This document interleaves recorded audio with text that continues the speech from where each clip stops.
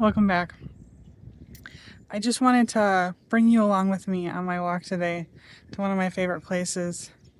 I'm obsessed with walking to lighthouses. I haven't gone to a whole lot, but this is the one I go to the most often. I thought it would inspire me because one of the reasons why this video is later than most is I don't think it's even being stuck anymore. I think it's the complexity of grief. I was watching something recently, and I wrote down a couple different words and I didn't know how to make a video out of them.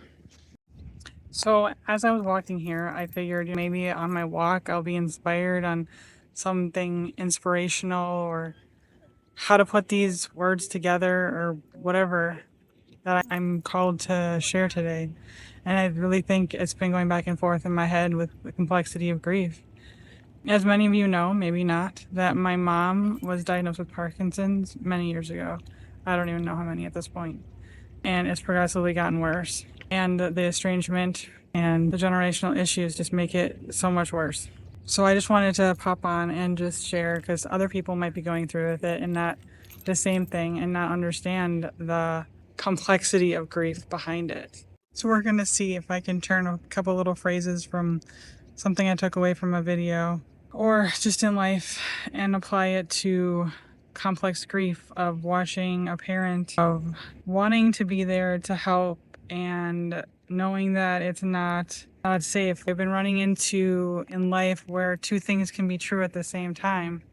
I can want to desperately spend time with my mom and want to help her, and I've been watching all these different caregiving on Facebook and all this stuff, and the two things to be true part, I was always watching those thinking this would be great that I could go spend time with my mom and help her and give my dad a break, but in a healthy way. And that is not something that is possible. I tried several times and failed, but it reminded me, and at first it reminded me of my childhood of how trying to do something healthy resulted in something negative. Everything was upside down and backwards. And then I realized two things can be true yet again. I can want to do that. I tried to do that with boundaries. It's just not working. So that was my external timeline word that I wrote down in my notes that I wanted to share, that an external timeline is, I've been giving myself external timelines that are just part of a story that I wanted, but not necessarily, life's not going to necessarily give it to me that way. Life likes to put things in different packages than we had hoped. I'm sure all of you have had an experience with that. And I've also realized that I put down loss of personal identity. And I've been working on, if you got to see this.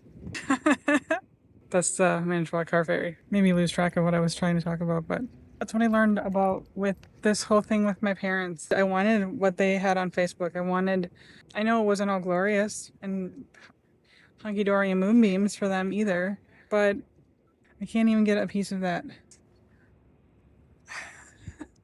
I had to decide what was more peaceful for me. One of the things I've been doing lately is when I got divorced, once my divorce was finalized, I jumped right into going to school for my bachelor's degree in psychology. It's too bad you guys can't see it as big as it is behind me. It's massive. There's the lighthouse. It's massive. It truly is massive. It snuck up behind me. You'd think that thing would be a lot louder, but it's not. Anyway, I wasn't even expecting to record out here. More or less get the car ferry in there. Yeah, that lighthouse isn't small. There, now you got a little extra video there. Anyway, the complexity of grief. I was just listening to somebody else talk about how grief reminds you, I'm paraphrasing, grief reminds you of what you lost. The gratitude reminds you of all the love that's left. Again, that's my paraphrase. I'll have a link below on that one. Just thought it was so profound. There's no more fun things behind me. So I've been reorganizing. I never had the chance to close those chapters. The one where I was finishing up tutoring my son, and then think of all the things I found recently, just putting some papers away and stuff, like the final divorce stuff, all that stuff. I've been divorced for almost, at the end of the month will be 5 years, something like that. So I just never had a chance to close all that out. Maybe that's the reason why I'm in this season, but also to really, I've never looked at grief before. My grandma passed away, she was 87, so it wasn't super, her mind was really great. Her body was a little bit not as great, but her mind was good to go. So I never really had that. And the part that was the hardest with my mom so far has been I had to remember that I can't create a relationship that wasn't there. And that's what I was trying to do. The people that on Facebook have had amazing relationships with these people before they had dementia, before they started to decline. I'm not saying my mom and I was horrible, but I can't expect something that I wanted when I was little to get it now. So the complexity of grief that I finally realized had to do with the fact that I was trying to, unknowingly, trying to create a relationship with my mom that we never had before she declined. Watching her declining, not being able to support her in most any way I'd like to, and the fact that she is. There's somebody else on Facebook that has things, I can never, I think his name is Matthias, I'm not really sure. And he's always talking about, maybe that's where I heard some of these words from too.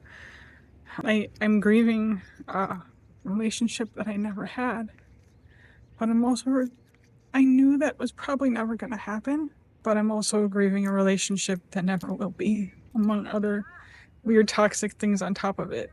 So in reclaiming my identity, I had to really look at all the external timelines that society, conditioning, and myself have given myself to realize I can have things a different way. They can look different and that be okay too. I should like this place because it's so quiet, but there's so many people today. But it's interesting walking without your earbuds. Let me tell you, it's quite interesting. If any of this resonated, share the video. If you have other complex grief moments, I'd love to hear them. If you don't want to share with the community or the group, there's a community tab somewhere. You can book a free discovery call with me below. Know that you're not the only one, and you don't have to do grief like everybody else, like you see on TV or on Facebook. There's so many facets of grief and complexities that we never noticed before. Watch the next video. Click here.